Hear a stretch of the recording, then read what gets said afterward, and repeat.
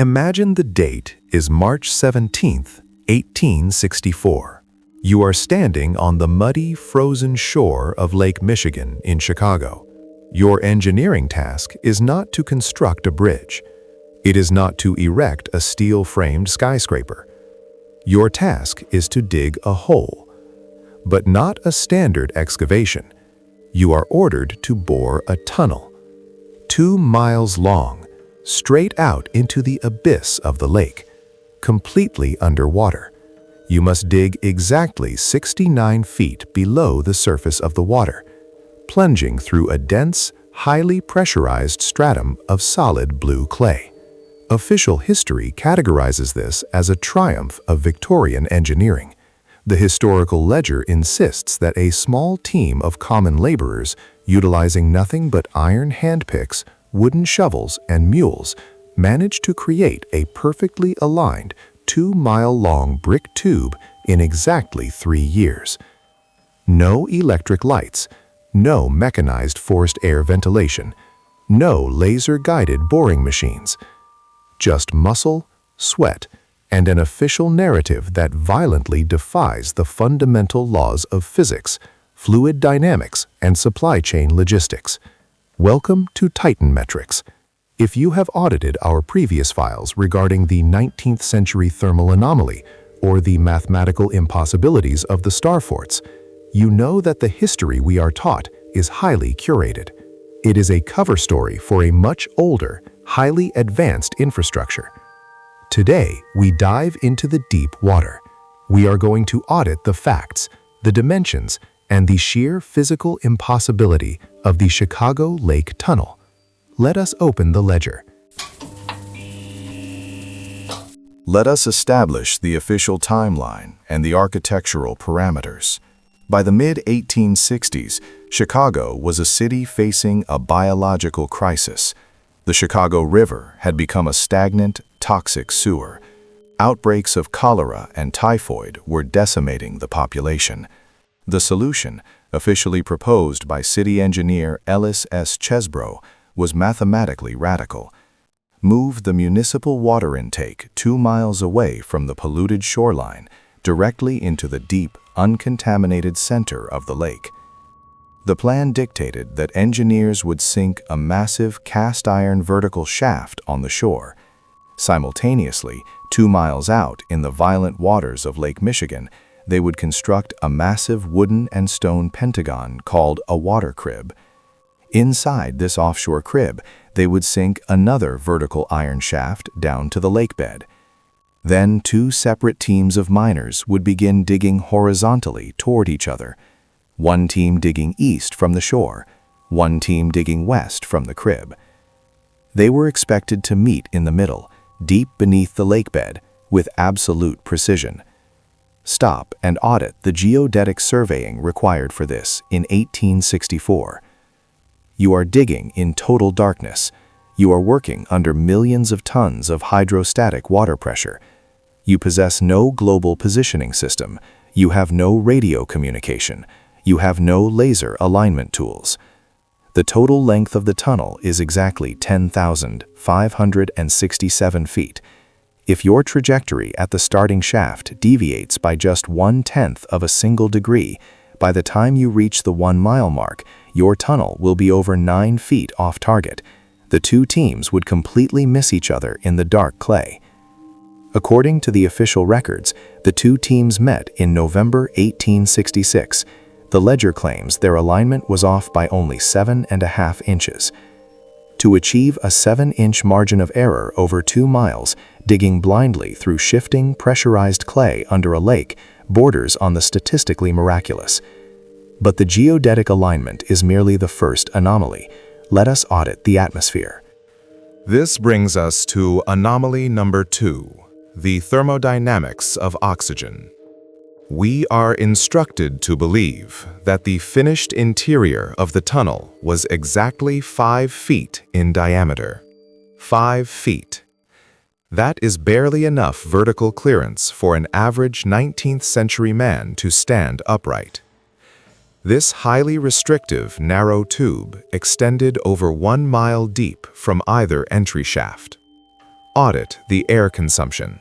You have a crew of men working in a high-stress, high-exertion environment. You have mules, living, breathing draft animals, pulling heavy carts inside this 5-foot tube. Every heartbeat, every muscle contraction consumes oxygen and expels carbon dioxide. But the biological consumption is only a fraction of the problem. It is 1864. There is no electrical lighting. To see the clay face they were digging, the miners utilized open flames, oil lamps, and candles. A single burning candle consumes as much oxygen per minute as a resting human. An industrial oil lamp consumes significantly more. In a dead-end tunnel, 1 mile deep, with absolutely no natural atmospheric circulation, the ambient oxygen would drop to lethal hypoxic levels in a matter of minutes. The official historical records attempt to explain this away. They claim the engineers utilized a steam-driven Alden blower on the surface, which pushed fresh air into the tunnel through an 8-inch tin pipe. Let us apply the mathematical laws of fluid dynamics.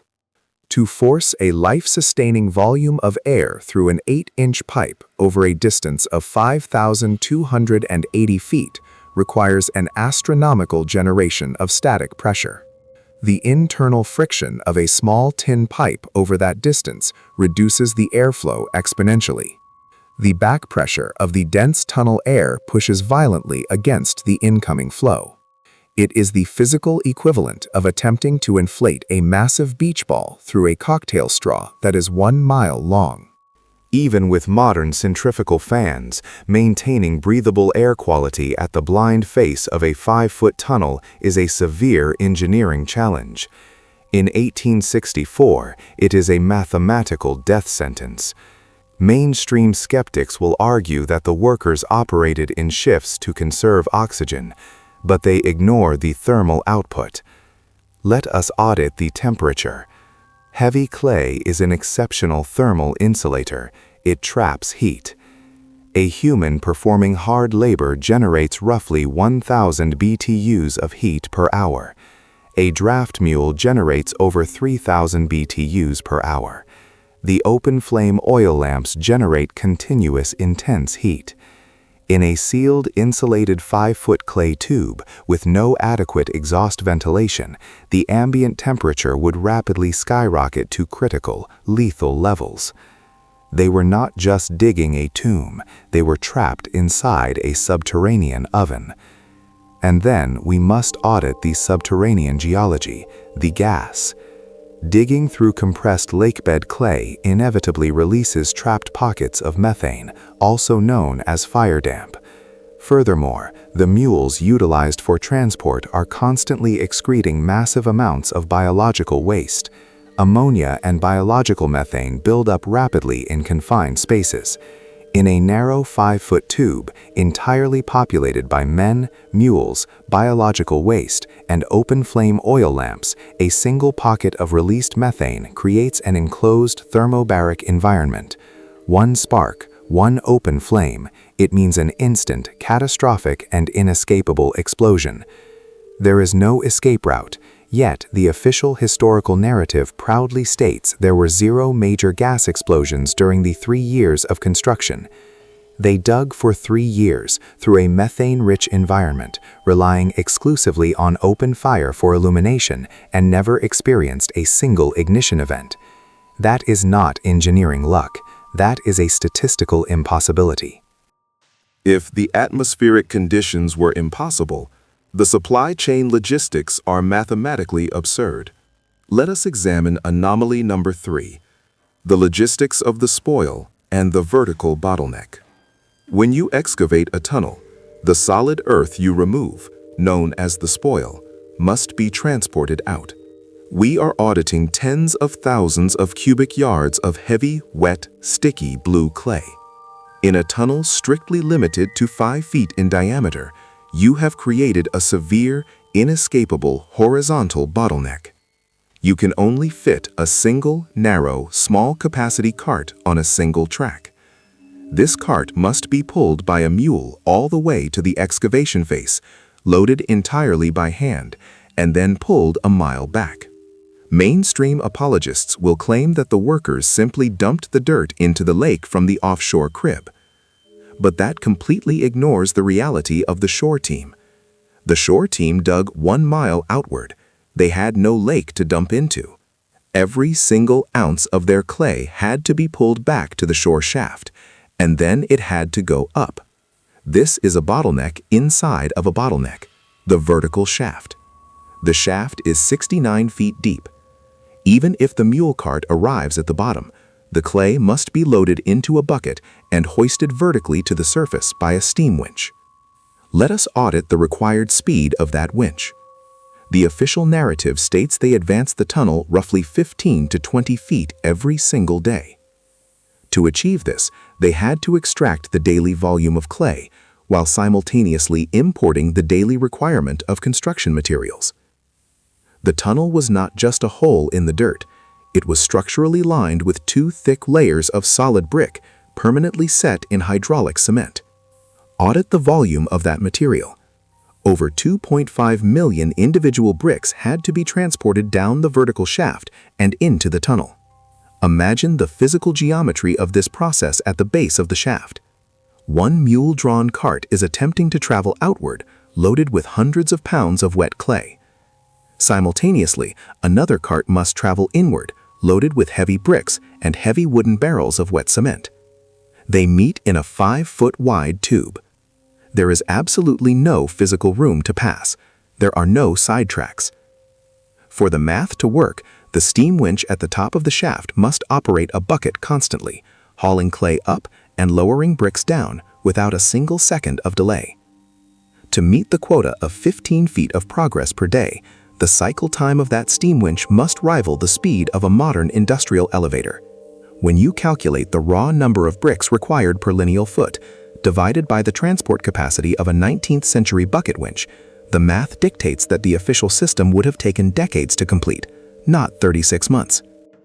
The final phase of this logistical audit takes us above the surface, to the middle of the lake, the water crib.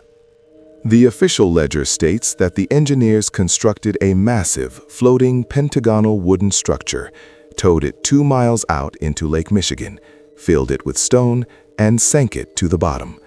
From the center of this crib, they drove a massive cast iron cylinder deep into the lake bed.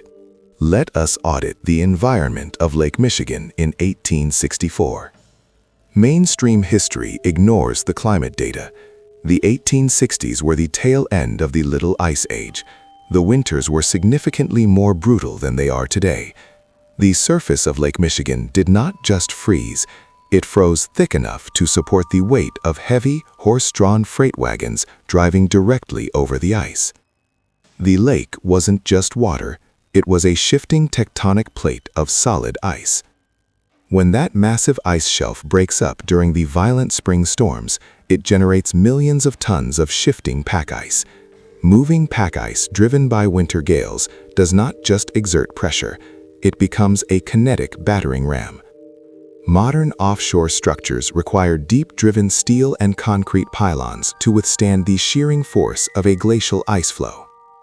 Yet we are instructed to believe that a wooden pentagon, essentially a giant timber box filled with loose rocks, successfully absorbed the catastrophic kinetic impact of a 1,000,000-ton ice sheet moving at 10 knots. It absorbed this impact for 3 consecutive Little Ice Age winters, without fracturing, without shifting, and without snapping the fragile cast iron shaft hidden inside it. Wood and loose stone do not defeat the physics of a kinetic ice ram. So, what exactly are we looking at?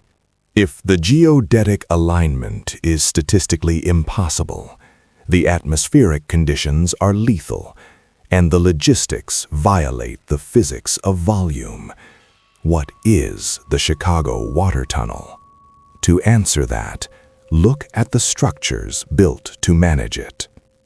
Look at the famous Chicago Water Tower and the accompanying pumping station. These highly ornate, monolithic structures officially housed the steam engines that pumped the water from the new tunnel into the city. In 1871, the Great Chicago Fire burned the city to the ground. The fire was so intense it literally melted structural iron and turned sand into glass. Yet the water tower and the pumping station survived the inferno, standing perfectly intact amidst the ashes. Official history attributes this to luck and the fact that they were built of local Joliet limestone. Skeptics will argue the tower survived simply because it stood in an open plaza away from the wooden buildings. Let us audit the material chemistry of Joliet limestone. Joliet limestone is primarily composed of calcium carbonate. In a fire that melts iron, temperatures exceed 1,100 degrees Celsius. At 840 degrees Celsius, calcium carbonate undergoes a violent chemical reaction known as calcination. The extreme heat bakes the carbon dioxide right out of the stone. The solid limestone chemically transforms into calcium oxide, also known as quicklime. Quicklime is highly unstable. During the Great Fire, desperate firefighters actively pumped millions of gallons of raw lake water directly onto the walls of the water tower and pumping station to save them. When raw water touches quicklime, it triggers an explosive exothermic reaction. The stone literally boils, expands, and crumbles instantly into a useless white powder. A limestone building subjected to the ambient heat of the Great Chicago Fire should have dissolved into powder the absolute exact second that lake water hit the stone. Yet it stands perfectly undamaged. Look at the architecture. Does this look like a mid-19th century industrial utility pump house, or does it look like a cathedral of the old world? The Gothic arches, the massive fireproof blocks, the intricate non-functional geometric detailing. This belongs to the same architectural family as the star forts and the massive asylums we have previously audited. The titanmetrics conclusion is absolute. The 1864 Lake Michigan Tunnel was not a construction project. It was an excavation. Our 19th century ancestors did not dig a perfectly aligned 2-mile tunnel under a freezing lake using hand tools and mules. They found an existing pre-flood Old World aqueduct system that was already embedded in the bedrock. The system was likely silted up, flooded, or partially collapsed due to a previous cataclysm. The 18 years of construction noted in the official ledger were actually 3 years of clearing mud, draining water, and relining an ancient piece of high-technology infrastructure. This mathematically explains the perfect geodetic alignment. The tunnel was already aligned. This explains why the workers did not suffocate or burn in a thermal oven. The original pneumatic ventilation shafts were already part of the deep design. This explains the massive cribs positioned in the middle of the lake. They were not built from scratch in the ice. They were simply the existing ancient access points for a localized water grid that once spanned the entire region. They tell us the 19th century was an era of miraculous rapid expansion and invention. But when you strictly audit the logistics, the thermodynamics, and the timelines, it looks entirely different. It looks exactly like a massive global recovery operation. They were moving into a world that was already built. They were turning the keys on machines they did not fully understand. They didn't build the matrix. They just turned the water back on. Think about the sheer, terrifying scale of the world they claim to have built with their bare hands in the 1800s. tens of thousands of miles of heavy iron railroad, thousands of miles of precision canals, hundreds of geometric star forts, and massive underground sewer and water systems. All of it allegedly completed with horses and hand tools. All of it accomplished in a few short decades. The Chicago Water Tunnel is just one single thread in a global tapestry of inherited infrastructure. If the official ledger lied about how they secured the water, what else are they lying about? The deeper you dig, the faster the official timeline dissolves. The stones remember a different story. The mathematics prove a different reality. Do not trust the narrative. Audit the metrics. The ledger remains open. Subscribe to Titan Metrics.